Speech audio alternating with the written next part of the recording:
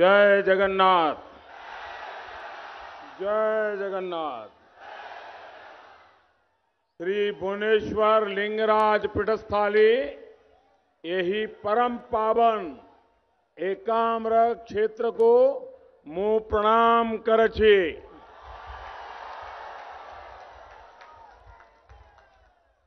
मां भगवती, मां बरुणी, मां करुणी, मां कौशलासुनी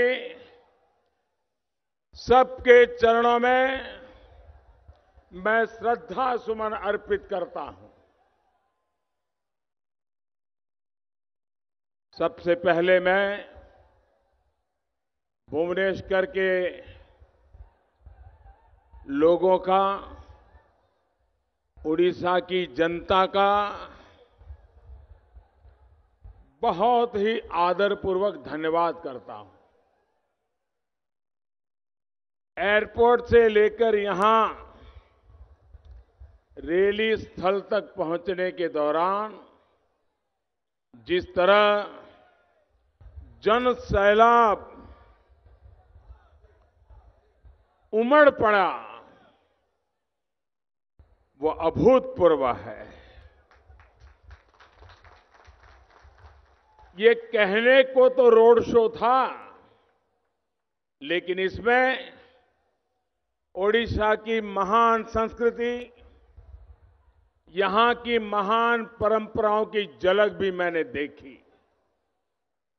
बड़ी संख्या में नौजवान, महिलाएं, बुजुर्ग लोग पूरे परिवार के साथ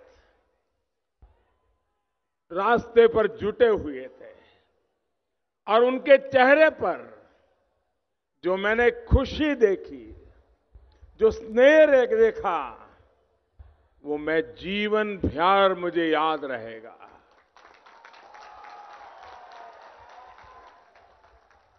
इस अपार स्नेह के लिए, ये अनमोल आशीर्वाद के लिए, ये चिरस्मरणीय अवसर के लिए मैं फिर एक बार भगवान जगन्नाथ जी की धरती को प्रणाम करता हूं और यहां के नागरिकों को नमन करता हूं। साथियों, ये वीर भूमि रही है, ये विद्वानों की भूमि रही है। ये भूमि शस्त्र की भी ताकत दिखा सकती है और शास्त्र की भी ताकत दिखा सकती है। पाइका क्रांति के कमांडर बख्शी जगबंधु जी सहित सभी क्रांतिवीरों को मैं आदरपूर्वक नमन करता हूं। आज यहां पर जगतसिंहपुर, पुरी, वहां से भी भारी संख्या में आप हम सबको आशीर्वाद देने के लिए पहुंचे हैं। आप सभी का भी मैं बहुत बहुत अभिनंदन करता हूं, धन्यवाद करता हूं। भाई और बहनों, आज ओडिशा में मेरी ये दूसरी जनसभा है।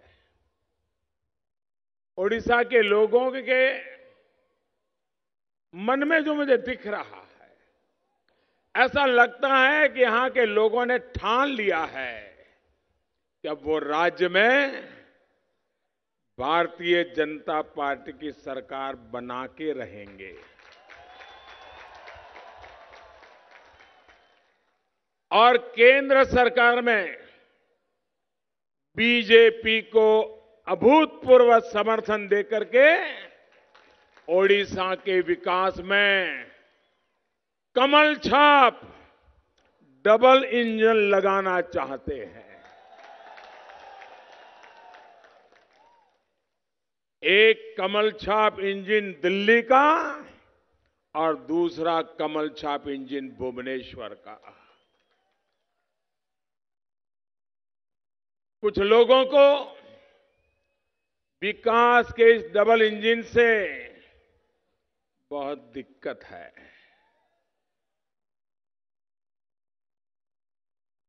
उनको परेशानी हो रही है।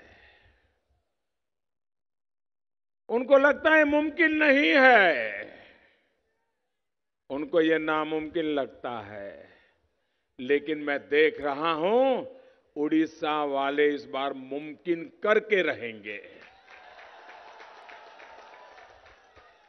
अगर आप मुझे अनुमति दें तो मैं आपके दिल की आवाज दिल्ली तक एयर कंडीशन कमरों में बैठ करके हिसाब किताब लगाने वालों तक पहुंचाना चाहता हूं। आप सहमत हैं? आप सहमत हैं? आपको अगर ठीक लगे तो हां कहना है और ठीक ना लगे तो नहीं कहना है। बोलेंगे आप? मेरे एक एक सवाल का जवाब देंगे। अगर ठीक लगे तो और न लगे तो जयदेव मांगू छी डबल इंजन, मध्य भुवनेश्वर मांगू छी डबल इंजन, उत्तर भुवनेश्वर मांगू छी डबल इंजन, एकाम भुवनेश्वर मांगू छी डबल इंजन, जटनी मांगू छी डबल इंजन, खुर्दा बेगुनिया मांगू छी डबल इंजन, संपूर्ण ओडिशा मांगू छी। भाइयों बहनों, अब मुझे बताइए,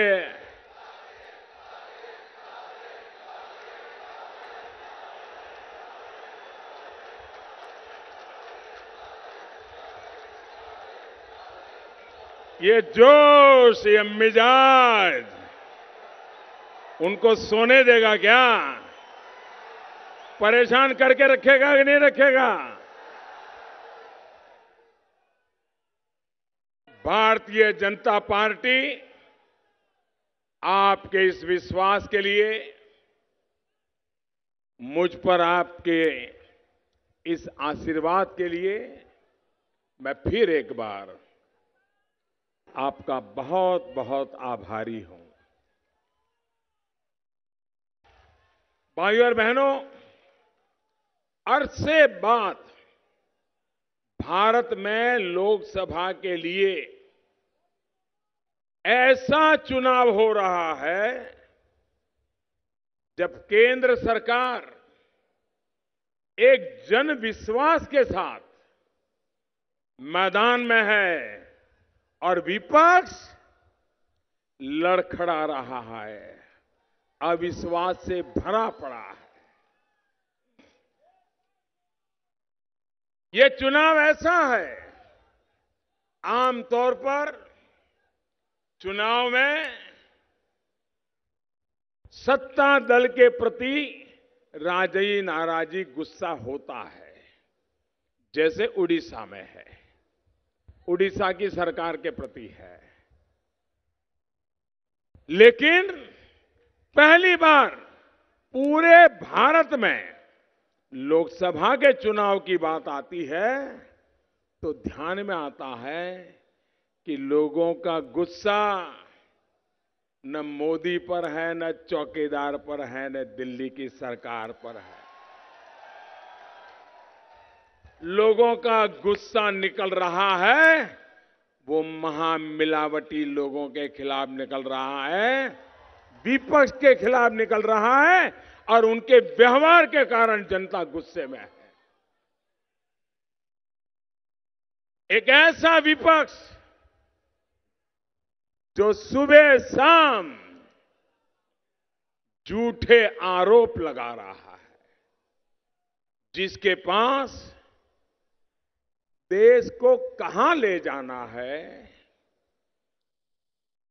देश को कहां पहुंचाना है, इसका कोई विजन नहीं है,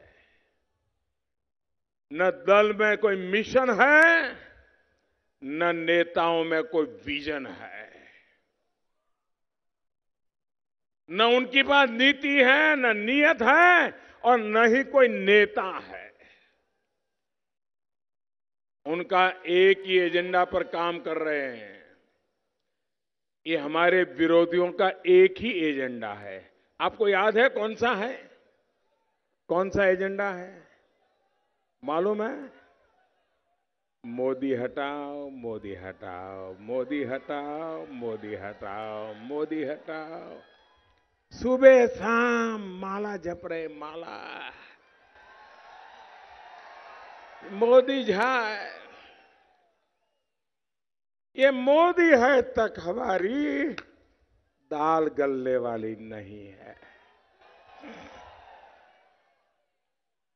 उनके लिए देश एजेंडा नहीं है। देश का विकास उनका लक्ष्य नहीं है।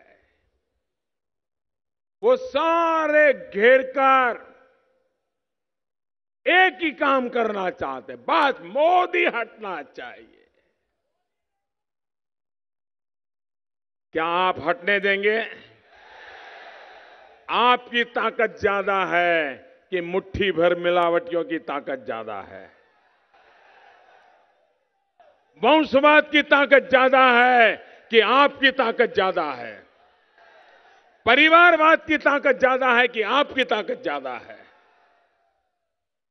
साथियों, इसी वजह से कांग्रेस और उसके साथियों ने देश की जनता के सामने अपनी क्रेडिबिलिटी, अपनी प्रतिष्ठा, अपनी आबरू, ये देश की जनता का विश्वास खो चुके हैं।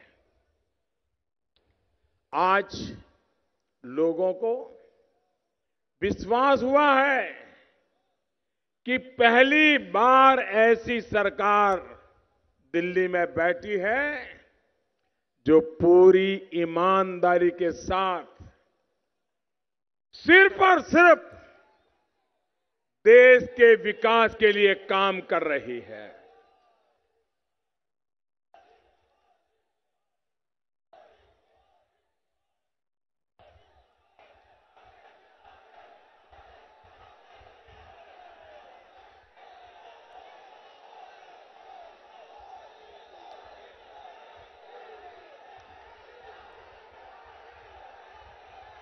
एक ऐसी सरकार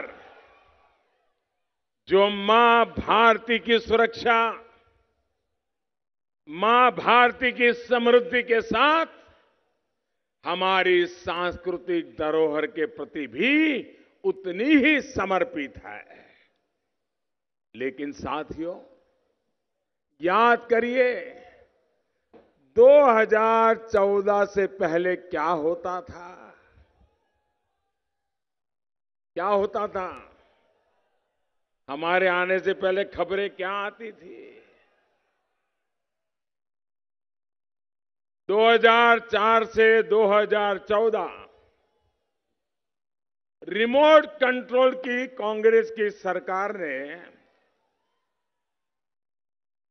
वो रिमोट कंट्रोल से चलती थी,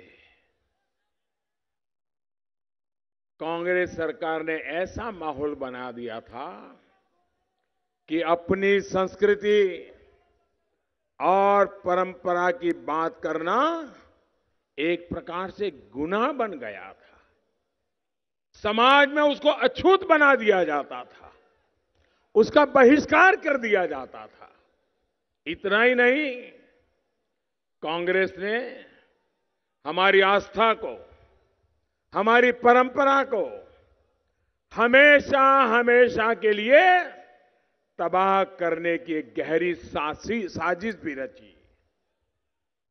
ये साजिश थी देश के हिंदुओं को आतंक से जोड़ने की। भाइयों और बहनों, हमारी रगों में वसुधैव कुटुंबकम के संस्कार है। हजारों साल से हमें सिखाया गया कि हर नर में नारायण होता है, हर नारी में देवी होती है। हमें हजारों साल से सिखाया गया कि पौधे में भी परमात्मा होता है। हम वो लोग हैं जो नदी की भी पूजा करने वाले लोग हैं, सूरज और चांद की भी पूजा करने वाले लोग हैं, और हम उनकी वोट बैंक की राजनीति के कारण 5000 साल की हमारी तपस्या, हमारे पूर्वजों के आदर्शों के लिए किए गए बलिदान आतंकवादी बन गए। क्या आपको ये बात मंजूर है क्या? कांग्रेस का ये पाप मंजूर है क्या? उनके साथियों का ये पाप मंजूर है क्या? क्या ये कलंक हमें मंजूर है क्या?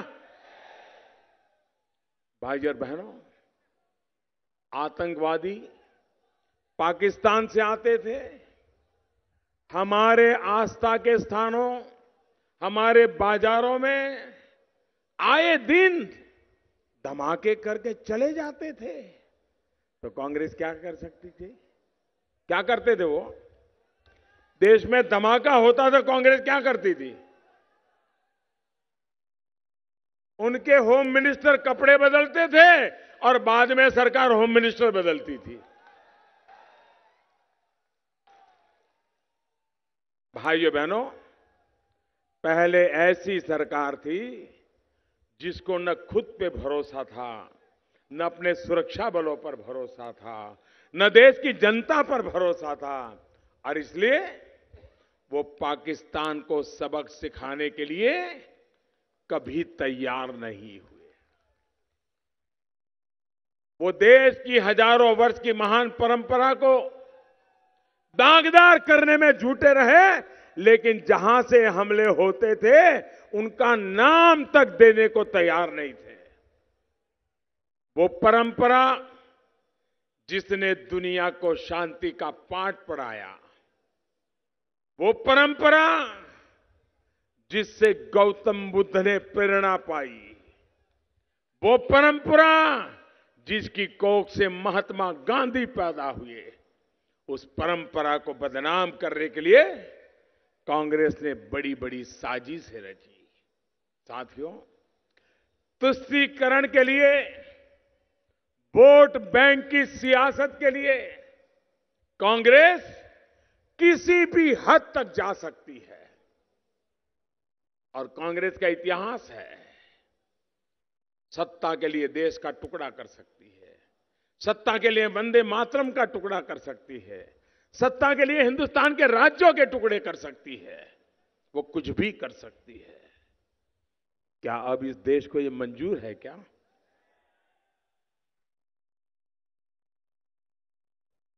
इसको स्वीकार कर सकते हैं क्या?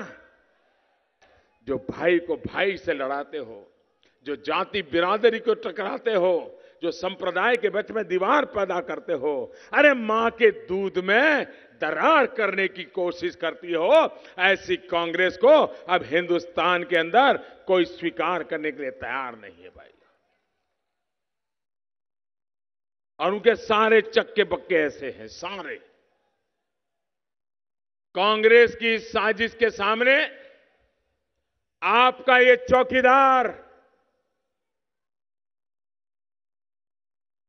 चौकीदार दीवार बन करके खड़ा है।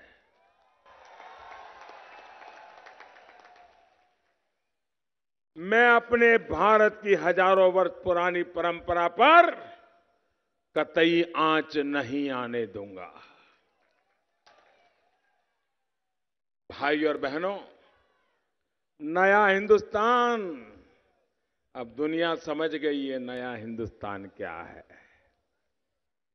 ये नया हिंदुस्तान है जो घर में घुस करके मारता है। मारता है कि नहीं मारता है?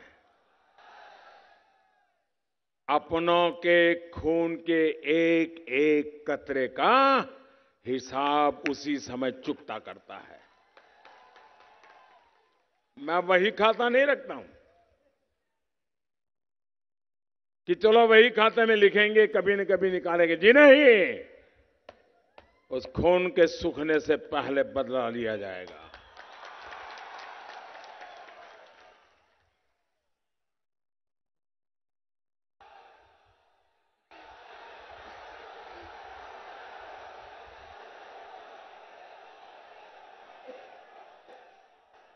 अब जहां आतंक के निशान मिलते हैं, जो असली गुनहगार है, वहीं पर सीधा वार करना ये मोदी की फितरत है।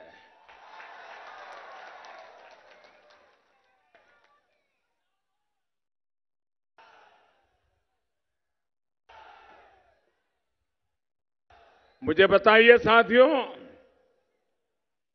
आपको नए हिंदुस्तान का ये नया आत्मविश्वास पसंद है कि नहीं है? ऐसे नहीं, पूरी ताकत से बोलिए। हमारा रास्ता सही है, हमारी कोशिश सही है, हमारी दिशा सही है। 40 साल से देश आतंकवाद को भुगत रहा है और हम आंसू बहाते घूम रहे हैं भाइयों। कितने दिन तक देश सहन करेगा? क्या भारत को धमकियों से डरते रहना चाहिए क्या? डरते रहना चाहिए क्या?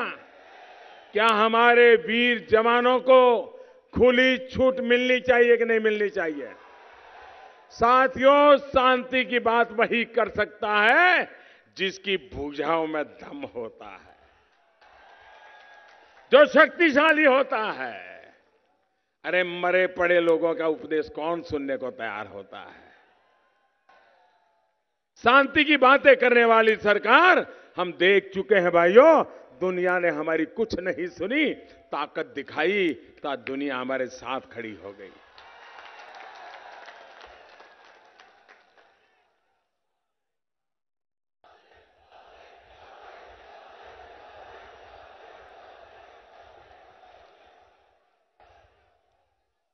अब भारत ने दूसरों से गुहार लगानी पुरानी नीति को त्याग दिया है और इसीलिए अब हिंदुस्तान में तो शांति आएगी, लेकिन हिंदुस्तान के कारण इस पूरे भूभाग में भी शांति की संभावना बढ़ जाएगी भाइयों।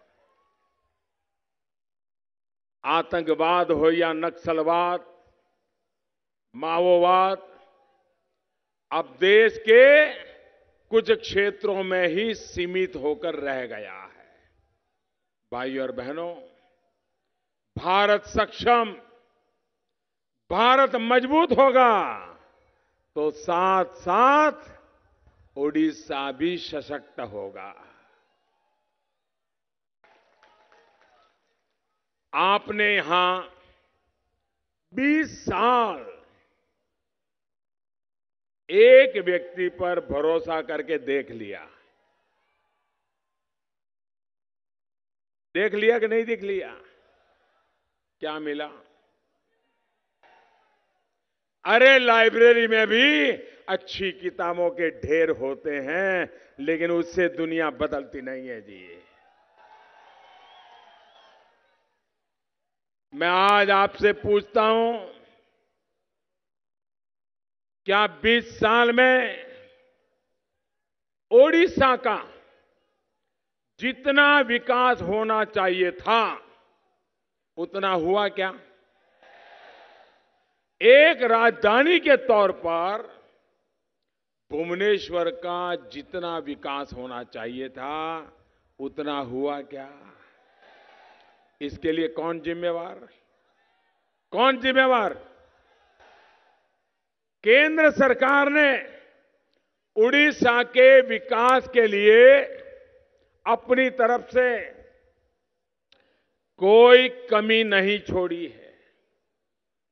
बीते 5 वर्षों में करीब करीब 3 लाख करोड़ रुपए का निवेश यहां के इंफ्रास्ट्रक्चर पर किया गया है। आंकड़ा याद रहेगा आपको? कितना? भूल गए? आप भी वो नामदार जैसा मत कीजिए। उनको तो आंकड़ों में झूठ बोलने की आदत है, आपको नहीं होनी चाहिए। सही बोलो। 3 लाख करोड़, 3 लाख करोड़, 3 लाख करोड़ ये छुपा देंगे लोग, सही नहीं बताएंगे। पहले की तुलना में 5 गुना राशि यहां की सड़क, बिजली, रेल जैसी सुविधाओं के लिए दी गई है। ऑयल एंड गैस क्षेत्र में हजारों करोड़ रुपयों का निवेश किया गया है। पारादीप रिफाइनरी जैसा काम जो दशकों से अटका हुआ था, लटका हुआ था, भटका हुआ था, उसको भी हमने तेज किया है। पर्यटन की दृष्टि से भी यहां पर सुविधाओं का विकास किया जा रहा है। इसके अलावा हमारी सरकार ने सामान्य मानवी और मध्यम वर्ग के जीवन को आसान बनाने के लिए भी निरंतर काम किया है।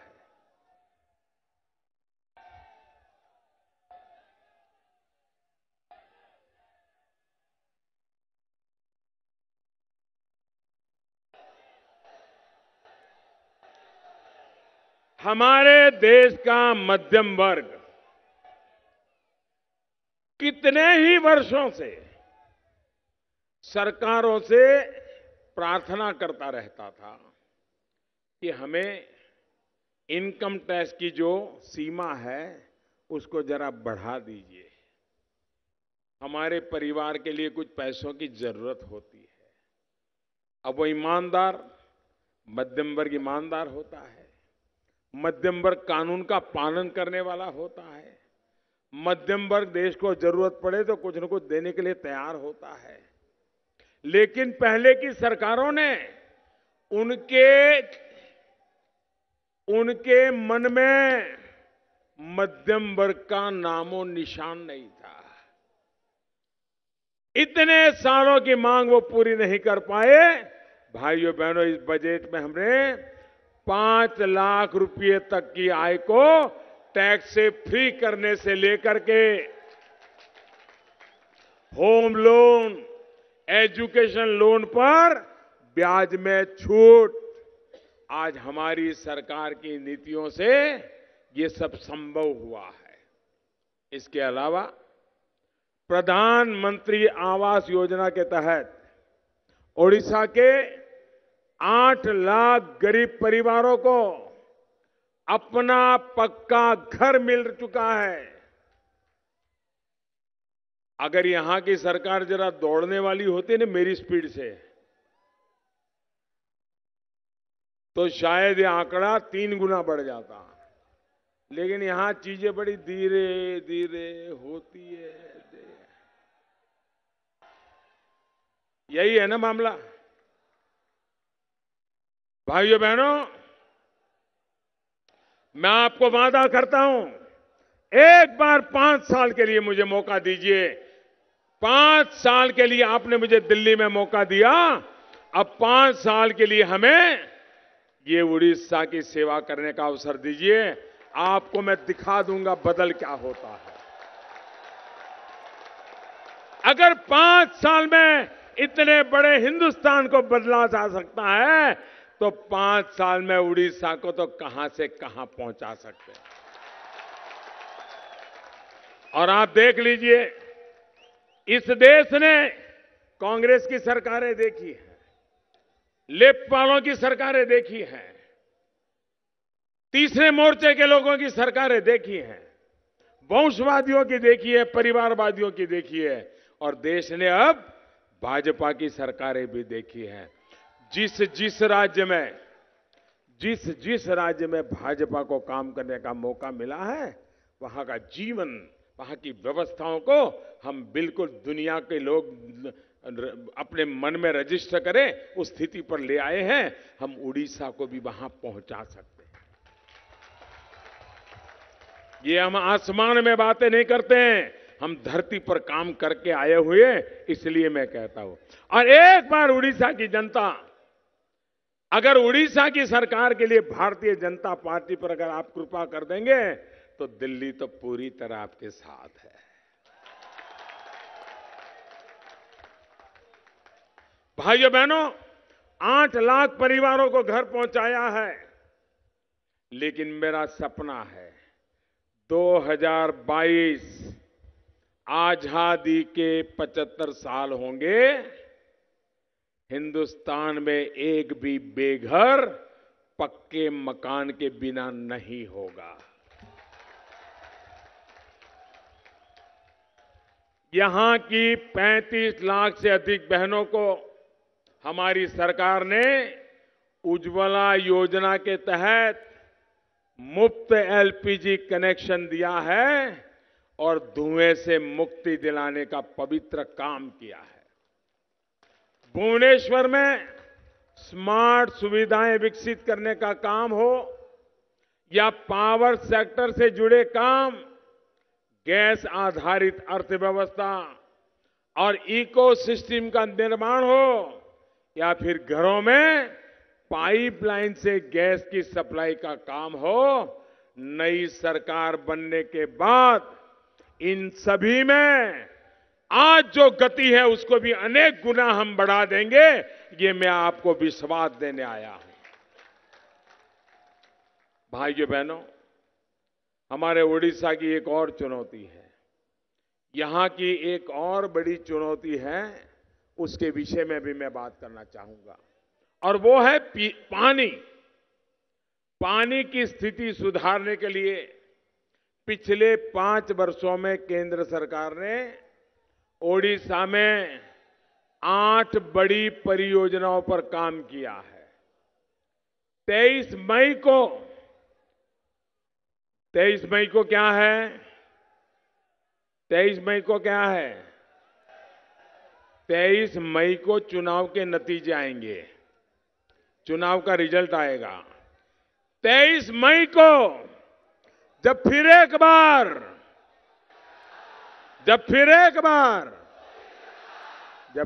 बार मोदी सरकार आएगी, तब इस काम को और ज्यादा तेजी से किया जाएगा। बीजेपी का संकल्प अलग से देश में पहली बार पानी के समर्पित एक जल शक्ति मंत्रालय बनाने का है, जो पूरा मंत्रालय पानी के काम के लिए डेडिकेटेड होगा। इसके तहत देश की नदियां से, समंदर से पानी को खारा पान जो खत्म करके उसे जरूरतमंद क्षेत्रों तक पहुंचाने का प्रयास भी किया जाएगा। वर्षा के पानी का सही उपयोग, नदी का पानी का सही उपयोग, इसकी एक व्यापक योजना लेकर के हम काम करेंगे। भाइयों और बहनों, एक तरफ बीजेपी सबका साथ सबका विकास इस मंत्र पर काम कर रही है, वहीं बीजेडी सरकार सिर्फ कुछ लोगों को साथ लेकर कुछ रिश्तेदारों के विकास में लगी हुई है। एक कोटरी वही मजा कर रही है जी, चाहे कोस्टल हाईवे हो, चाहे रेलवे लाइन हो, चाहे उद्योग हो, यहां की स्थानीय सरकार पीसी के चक्कर में ओडिशा के विकास को रोक करके बैठी हुई है। साथियों, ओडिशा के लाखों गरीब परिवारों को 5 लाख रुपए तक का मुफ्त इलाज पूरे देश के कहीं किसी भी इलाके में अस्पताल में उसको मुफ्त मिलना था, लेकिन उड़ीसा के लोगों को वो लाभ नहीं मिल रहा है। और जिम्मेवार ये भुवनेश्वर में बैठी हुई आपकी राज्य सरकार है। मैं आपको विश्वास दिलाता हूं, 23 मई को जब बीजेपी की सरकारें भुवनेश्वर में और दिल्ली में आएगी, तब आयुष्मान भारत योजना यहां ओडिशा में भी लागू की जाएगी। गरीबों को हिंदुस्तान के किसी भी अस्पताल में, बड़े से बड़े अस्पताल में भी गरीब से गरीब आदमी को 5 लाख रुपए तक के उपचार का खर्च सरकार देगी भाइयों। साथियों, इसी तरह ओडिशा के लगभग 50 लाख किसानों के खाते में केंद्र की सरकार सीधे पैसे जमा कर रही है। अभी तक 8.5 लाख किसानों के खाते में पहली किस्त जमा भी हो चुकी है और ये हर वर्ष आपको मिलने वाला है। लेकिन मैं हैरान हूं, यहां के सरकार के बाबू लोग, यहां के मुख्यमंत्री जी या उनका मंत्रिपरिषद के लोग एक छोटा सा काम नहीं कर पाए। 3-4 महीने हो गए। सिर्फ उनको यहां के किसानों की सूची हमको भेजनी है, उनका बैंक अकाउंट का नंबर भेजना है, इतना काम नहीं कर पा रहे। वो आपका क्या करेंगे भाइयों? भाइयों और बहनों, मुझे ये भी बताया गया है कि हार के डर से बीजेडी झूठ और अफवाहें फैला रही है। वो कह रहे हैं कि भाजपा आएगी तो पूरी योजनाएं बंद कर देगी। ओडिशा के मेरे भाइयों बहनों, ये मोदी हैं, मेरे शब्द लिख करके रखिए। हम कभी भी योजनाएं बंद नहीं करते। अगर हम बंद करते हैं तो भ्रष्टाचार बंद करते हैं, हम दलाली बंद करते हैं और दलालों को बंद करते हैं। और भाइयों बहनों, यहां पर मैं सोच नहीं सकता था, पराजय के डर के कारण बौखला हुए लोग, गुंडागिर्दी करने वालों का, अपराधियों का भी कुछ नहीं कर पा रहे हैं। एक बार हमें मौका दीजिए, सब हम ठिकाने पर न लाए तो मुझे कहना।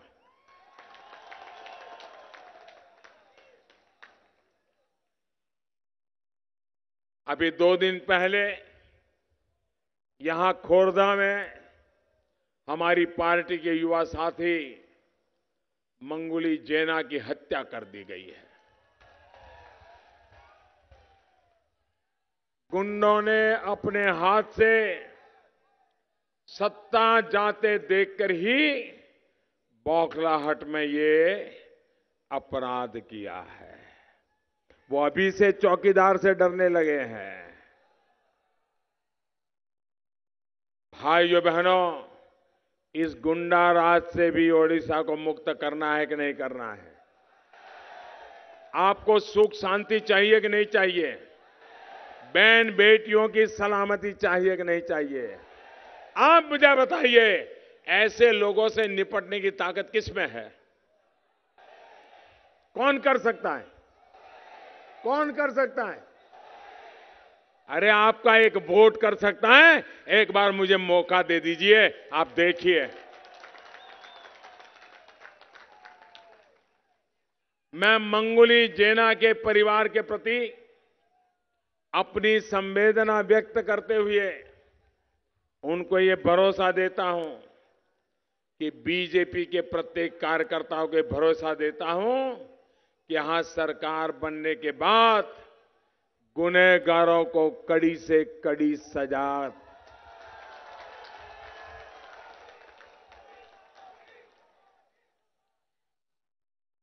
मैं ओडिशा की राजधानी से पूरे राज्य की जनता को ये भी कहना चाहता हूं कि मोदी हमेशा उड़ीसा की जनता के साथ खड़ा है।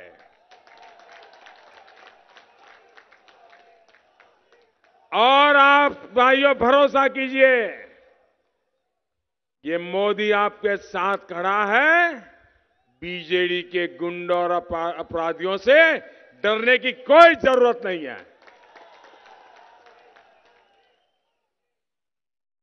मेरे साथ बोलिए, राज्य सरकार बदली बा दरकार, राज्य सरकार बदली बा दरकार, राज्य सरकार, राज्य सरकार, राज्य सरकार, राज्य सरकार। ओडिशा राज्य में परिवर्तन का मन बना चुकी है और उसे कोई रोक नहीं सकता है। भाइयों और बहनों, ये सभी संकल्प आपके सहयोग से ही पूरे होने वाले हैं। आपको उड़ीसा के उज्जवल भविष्य के लिए हिम्मत के साथ इस बार यहां की सरकार को बदलना होगा। भाइयों, उड़ीसा और देश की सुरक्षा और विकास के लिए आपको लोकसभा और विधानसभा दोनों में भाजपा को जिताना है। नीचे भी कमल का बटन दबाना है, ऊपर भी कमल का बटन दबाना है। और आपको मैं विश्वास दिलाता हूं, आप जैसे ही कमल पे निशान दबाएंगे, आपका वोट सीधा सीधा मोदी के खाते में जाएगा।